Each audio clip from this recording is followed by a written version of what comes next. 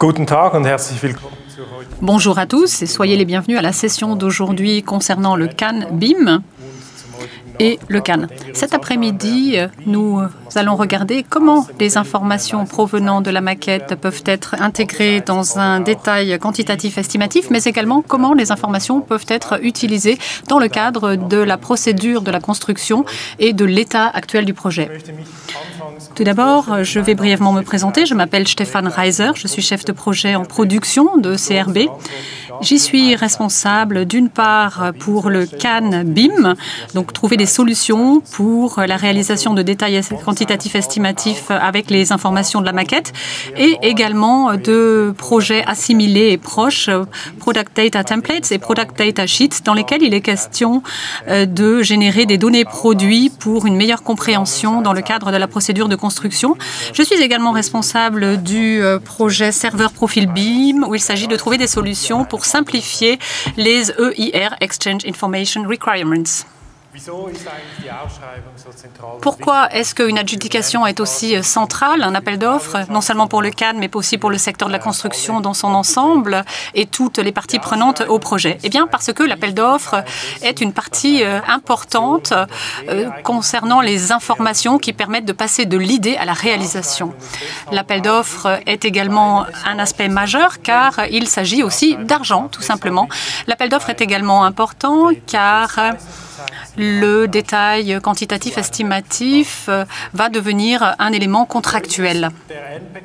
Donc le Can, qui s'est développé au cours des décennies passées pour s'imposer comme standard absolu dans ce domaine, pour définir comment des informations doivent être transcrites, comment des appels d'offres seront rédigés et comment les offres vont se faire.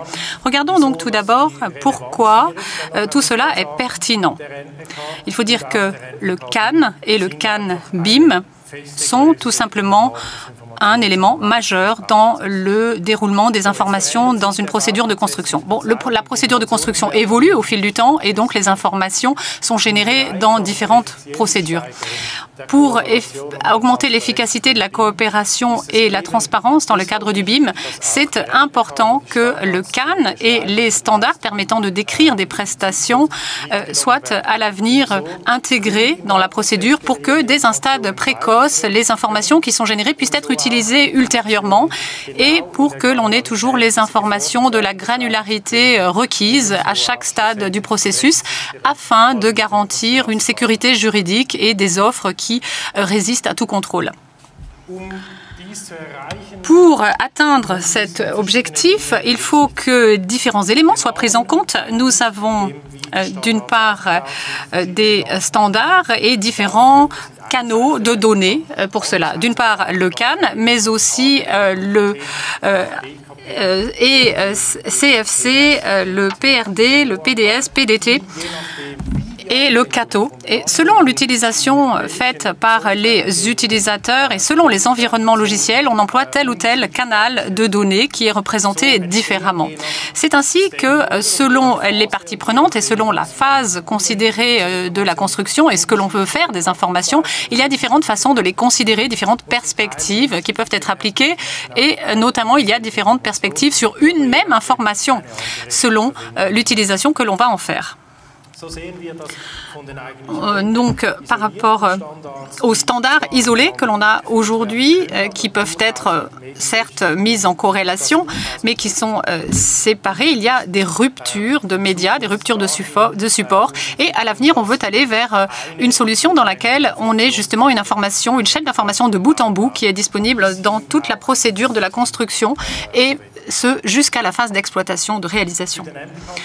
Pour le Can, qu'est-ce que cela veut dire? Eh bien, une évolution de la logique, un changement de logique. Le Can, aujourd'hui, a une structure dans laquelle l'idée est réalisée dans l'appel d'offres, au-delà des documents d'études. Vous voyez dans ce slide, ce graphique, ce qui est décisif. Voici donc comment on génère un détail quantitatif estimatif. Donc, si vous décidiez de faire un appel d'offres sur cette base, l'utilisateur ou l'utilisatrice, durant tout le processus de l'appel d'offres, va être guidé jusqu'à jusqu'aux différentes sous-positions qui décrivent très précisément de quel élément il s'agit ou de quelle prestation. Donc cela a été pertinent pendant très longtemps et cela restera pertinent à l'avenir, bien entendu, mais c'est une façon de procéder qui est très linéaire. L'évolution à laquelle nous aspirons est-elle beaucoup plus en réseau? Vous le voyez sur la partie droite de ce graphique, vous voyez un réseau avec des nœuds de données qui représentent les éléments d'ouvrage que l'on décrit dans un CAN. Et c'est tout à fait judicieux que ce réseau soit considéré un petit peu comme le cerveau, soit représenté comme un cerveau, puisqu'il s'agit comme d'un réseau de neurones. Donc c'est intéressant d'avoir ça en tête jusqu'à la fin de la présentation. Maintenant, si l'on démonte cette partie linéaire et que l'on regarde un petit peu comment les informations sont structurées ou comment les informations seront structurées, tout à l'heure j'utiliserai une autre image. Nous venons du monde de l'édition, finalement, d'un monde linéaire, d'un monde à support papier, où les informations sont générées par des experts, des auteurs spécialisés. Et nous avons déconstruit cela ou désassemblé en différents éléments constitutifs pour ensuite réassembler ces parties d'informations et les publier de façon imprimée. Par ailleurs, il ne faut pas oublier les environnements logiciels dans lesquels tout cela est ensuite intégré. Cela veut dire que si l'on regarde ces tout petits éléments et que l'on les considère de plus près, eh bien, il faut se poser la question du concept de la property, où on peut s'imaginer ça de la façon simplifiée. C'est un petit peu comme si vous mettiez une étiquette sur un élément de l'ouvrage. Ces properties, ces propriétés de chaque élément de construction sont diverses selon de l'ouvrage qui doit être décrit dans le détail quantitatif et ces éléments s'intègrent dans différentes perspectives de considération de l'ouvrage. En outre, il se peut que l'on fasse une distinction si ces éléments sont optionnels ou sont impératifs selon l'utilisation que l'on va faire encore une fois de cet élément. Si l'on regarde de plus près cette étiquette, nous verrons cela tout à l'heure, nous verrons que au-dessus des normes ISO et IFC, il y a une description non discriminante et internationale de la façon dont les éléments se structurent et subdivisent. C'est d'une part un point de vue très orienté sur l'étude, et quand on parle de standards qui s'appliquent dans tout le secteur de la construction, eh bien, on ne peut évidemment faire l'impasse sur les spécificités nationales et structurelles qui doivent venir compléter cette approche internationale. Et c'est là qu'interviennent les propriétés du CAN. Les propriétés qui sont générées dans le CAN sont d'une part identiques à celles que l'on trouve dans l'AFC, et par ailleurs, il s'agit également et surtout de propriétés qui viennent compléter l'IRC. Il y a également une troisième catégorie, il s'agit des propriétés qui sont dans l'IFC mais pas dans le CAN.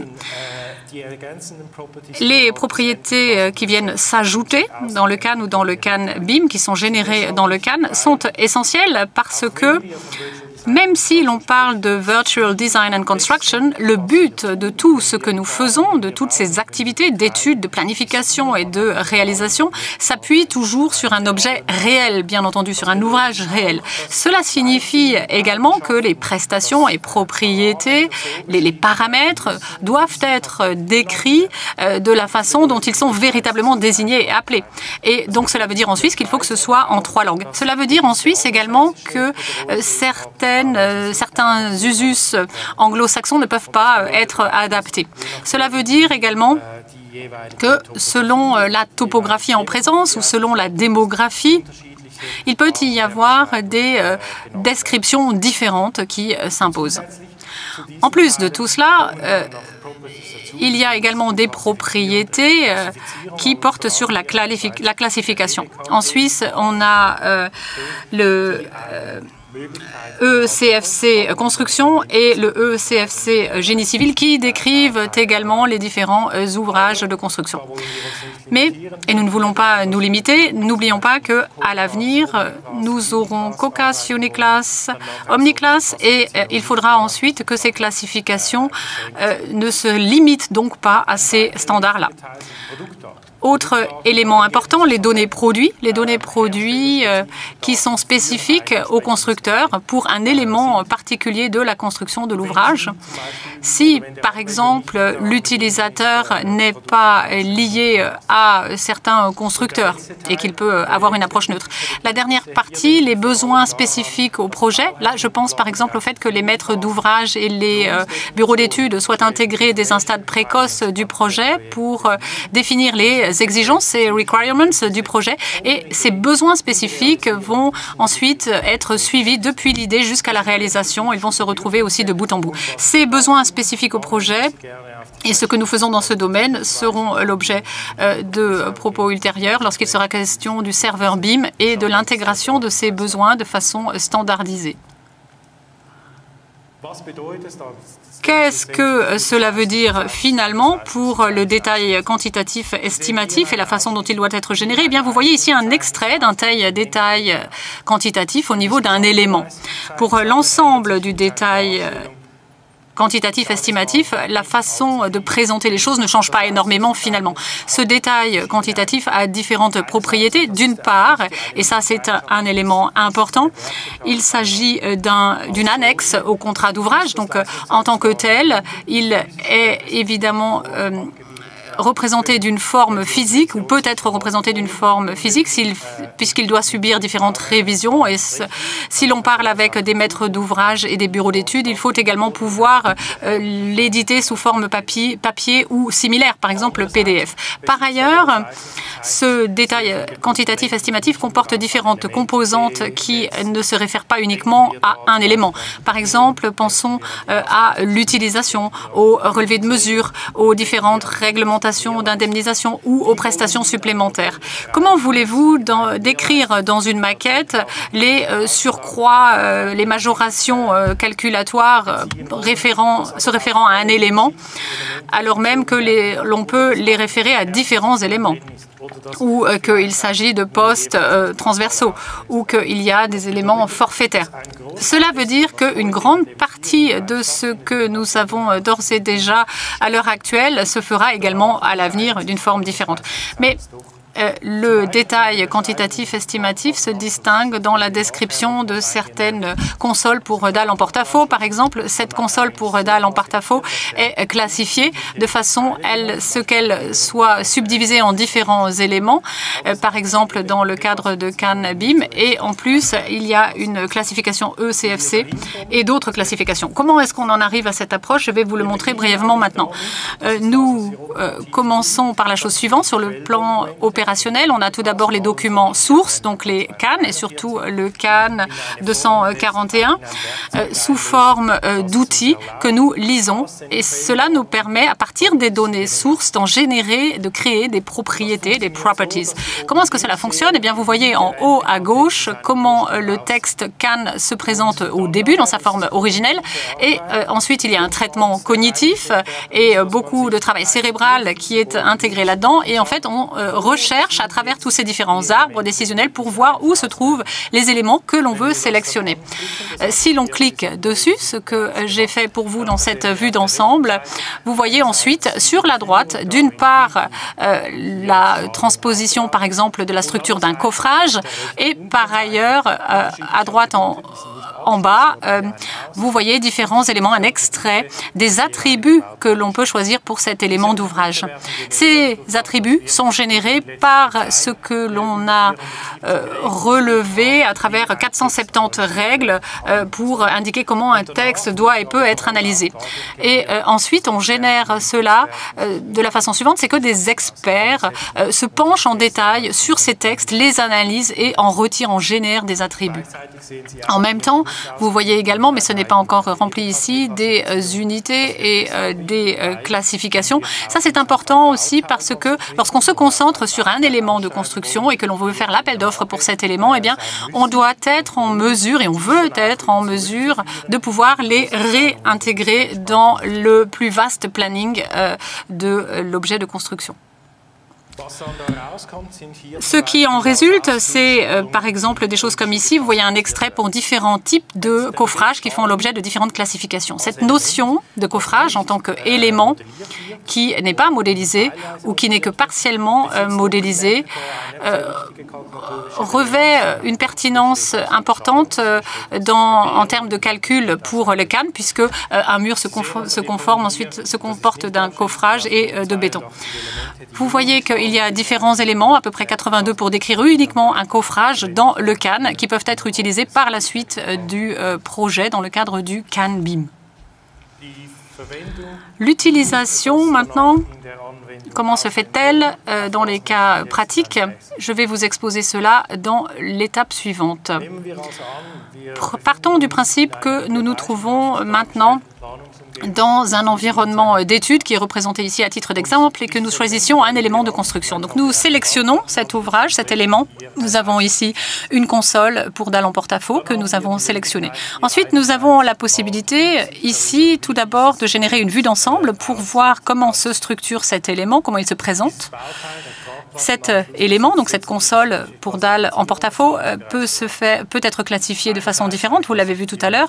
D'une part, en ECFC, donc une classification orientée sur l'élément de construction. Ensuite, une classification selon CAN ou selon les corps de métier, qui est également importante puisque cet élément va être intégré dans un détail quantitatif estimatif. Et troisièmement, une classification selon IFC pour l'internationalisation et la clarté en matière de structure des données. En bas, vous voyez les attributs et les descriptions en termes d'attributs et de valeurs référentielles et unités de cet élément d'ouvrage.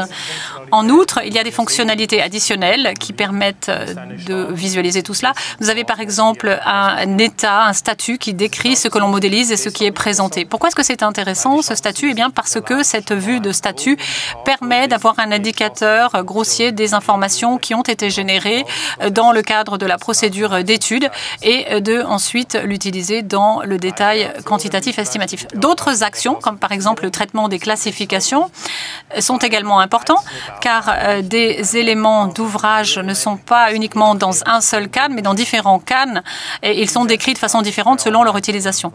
En outre, il faut traiter différentes informations, c'est évident. Et il y a donc différentes fonctionnalités qui sont nécessaires, de même que l'adjonction de documents, de pièces annexes. Pouvoir joindre des annexes est important également, surtout dans un développement à long terme, parce que il faut penser qu'il nous faut cela pour le cycle de vie de l'ouvrage. Il faut penser aussi à l'exploitation et au facility management d'un ouvrage ou d'une construction. Donc, ces différentes phases d'exploitation nécessitent que des personnes sur place, et cela ne se limite pas uniquement à ces personnes-là, mais c'est également le cas dans la réalisation, donc que des personnes sur place comprennent bien sur quoi elles travaillent et avec quoi elles travaillent. Ces personnes sur place, ce sont bien entendu des expertes et experts dans leur domaine et c'est pourquoi il n'est pas étonnant et il est tout à fait judicieux que les non-expertes et non-experts puissent également s'appuyer sur l'IFC. Mais nous ne pouvons pas évidemment faire l'impasse sur l'attribution à cet élément d'ouvrage d'un détail quantitatif estimatif. Ces différents groupes d'éléments de construction se présentent de la façon suivante. Selon la subdivision, la structure, vous voyez ici que cela se fait selon CAN, il y a différentes unités qui sont intégrées et différents éléments d'ouvrage qui font partie d'un même composant. Ces différents groupes d'éléments d'ouvrage sont importants aussi parce que les contrats sont conclus entre des personnes juridiques et des personnes physiques. Et jusqu'à présent, il n'est pas possible qu'un élément, c'est-à-dire un mur, signe un contrat. C'est pourquoi ce mur doit être intégré dans une classification orientée sur les différents corps de métier. D'autres fonctions additionnelles sont prévues, comme par exemple l'insertion de données produits sous PRD ou de valeurs référentielles qui existent d'ores et déjà et qui font l'objet d'un développement continu, mais aussi de fonctions additionnelles de tiers que nous ne connaissons peut-être pas encore. Cela est également envisageable. Et nous en arrivons au point où nous disons, bon, maintenant, nous avons toutes les informations, regardons un petit peu une vue synthétique de l'ensemble de ces informations. Nous avons d'une part la description de l'élément d'ouvrage, nous avons également les informations additionnelles, nous avons l'information sur l'état, le statut de cet élément d'ouvrage, et nous avons différentes autres fonctions optionnelles qui sont possibles. Qu'est-ce que cela veut dire pour le développement? Eh bien, cela veut dire que nous devons maintenant démonter cet éléphant, pour ainsi dire. Cela veut dire également qu'il faut tout d'abord, pour cela, se limiter au contenu, au content, que nous pouvons livrer. C'est-à-dire qu'il faut regarder les standards existants dans le CAN et il faut qu'ils soient structurés de façon à ce que l'on puisse avoir des property groups, des property sets qui puissent être décrits pour répondre aux différentes exigences et aux différentes prescriptions. En ce qui concerne les quantités, eh bien, selon la mesure, il peut y avoir 1,3 million de sous-postes, sous-positions. Selon les positions, on peut avoir 300 à 400 attributs par sous-position, donc on arrive à plusieurs millions, à peu près 4 millions d'attributs dans ces 180 chapitres. Cela signifie également que cela génère évidemment beaucoup de travail et cela signifie que c'est en même temps une tâche passionnante de faire en sorte que dans ces CAN, on synthétise l'expertise des dizaines d'années passées, des dizaines d'auteurs ont travaillé sur chacun des chapitres de ce CAN et l'ont développé de façon à ce que nous en arrivions au point où nous en sommes aujourd'hui. On peut intégrer tout cela dans le BIM. Maintenant, nous en sommes au point où nous avons ces informations au sein du logiciel. Et maintenant, partons du principe que nous avons un détail quantitatif estimatif brut qui peut être transmis à l'administration, à la gestion du bâtiment. Donc, il se compose d'éléments qui ont été enregistrés et qui ont été développés au cours de la procédure d'étude et qui peuvent être transmis à la gestion du bâtiment. Pour l'instant, ce sont deux univers séparés en termes de logiciels. Il y a bien entendu la possibilité de passer d'un univers à l'autre, d'afficher par exemple un modèle, une maquette, mais ces deux univers se rapprochent de plus en plus. Cela ne veut pas dire que ces deux univers, ces deux solutions vont fusionner pour former une même solution, mais on a l'économie de l'API, des API, donc on a la possibilité à l'avenir d'envisager un tel rapprochement via des interfaces ouvertes, via une administration de la construction, via une maquette, une modélisation et via les informations mises à disposition en amont qui permettent en fait d'être utilisées dans l'administration de la construction pour générer un détail estimatif quantitatif. Comment cela se présente-t-il au sein de l'administration de la construction? Je vais vous le montrer dans ce qui suit. Prenons l'hypothèse d'ici. Nous avons une interface d'administration qui nous permet de regarder la maquette. Cette maquette a un caractère exploratoire et on aime bien pouvoir tourner les choses en tant qu'être humain et pouvoir les tourner dans tous les sens, les prendre en main. Et donc, c'est pourquoi on peut visualiser cela de cette façon. En même temps, on a en bas à gauche des informations projet qui donnent un aperçu des différentes classifications, notamment ECFC. Et à droite, vous voyez le détail quantitatif estimatif que j'évoquais tout à l'heure. Donc, vous voyez qu'il ne se distingue pas beaucoup sur l'ensemble de ce que l'on connaît déjà aujourd'hui. Vous voyez les différents éléments, par exemple, de la console pour dalles en porte-à-faux qui est décrite. Et nous avons là, par contre, une divergence par rapport à ce que l'on connaît aujourd'hui. Viennent s'ajouter des informations additionnelles si on les sélectionne, qu'on dit, voilà, maintenant on veut regarder de plus près cette console pour dalles en porte-à-faux. On peut voir qu'il y a des informations additionnelles qui ne sont pas modélisées ou qui ne sont difficilement modélisables. Vous voyez ici, par exemple, la partie livrée, posée, intégrée. Et là, je vais attirer votre attention sur les socles qui, en général, ne sont pas modélisés, mais dans la plupart des cas, ils sont quand même utilisés, ou d'autres, par exemple, d'autres prestations additionnelles qui viennent s'ajouter et qui s'appliquent à différents éléments dans la création d'un détail quantitatif estimatif. Donc nous avons à ce stade-là la possibilité de mettre à jour le modèle, la maquette, et en même temps, avec le CAN BIM, ou le détail quantitatif estimatif que l'on a généré, d'adjoindre une annexe qui permettra de garantir la sécurité juridique de l'ensemble. C'est important car quand on a une sorte de jumeau numérique, eh bien, on sait qu'on va retrouver toutes les informations quelque part. Et lorsque l'on va passer à la réalisation, tout cela va être affiné, puis ensuite on va passer à la phase d'exploitation. Et il faut quelque part pouvoir retrouver cette possibilité de représenter ces informations. Maintenant, qu'est-ce que cela veut dire? Eh bien, tout à l'heure, je le disais déjà, nous avons quand même beaucoup de travail qui est investi là-dedans. Donc, il y a beaucoup de manpower et de womanpower qui est intégré dans la création de tout cela, dans la transformation de ce chapitre. Ce slide, certains d'entre vous l'ont déjà vu. Cela représente ce qu'un illustrateur français a voulu représenter. C'était en 1895. Pour moi, l'un des messages centraux ou principaux, en fait, il y en a trois. Bon, le plus banal peut-être, mais bon, ça c'est mon avis personnel, bien sûr, c'est je trouve bien que nous n'ayons pas encore beaucoup avancé. Enfin, pas suffisamment avancé pour qu'on n'ait plus le recours à l'humain dans la construction. Deuxième chose, c'est peut-être encore plus important, l'être humain est irremplaçable. L'être humain qui est représenté ici c'est l'architecte qui est représenté comme génie, celui qui a généré l'idée, celui qui a sorti de son cerveau une idée qui va ensuite être transcrite dans la réalité. Et le troisième message, certainement central, c'est que le souhait de bénéficier d'une aide, d'un soutien et de méthodes qui facilitent la construction a toujours existé. En tous les cas, il était très présent dès le 19e siècle et même avant, comme l'illustre cette représentation. On trouve ici une espèce de forme préalable de l'ordinateur avant même que celui-ci soit inventé, même bien longtemps avant. Cela montre que la numérisation à laquelle nous aspirons dans le secteur de la construction est une méthode qui bénéficie du soutien humain.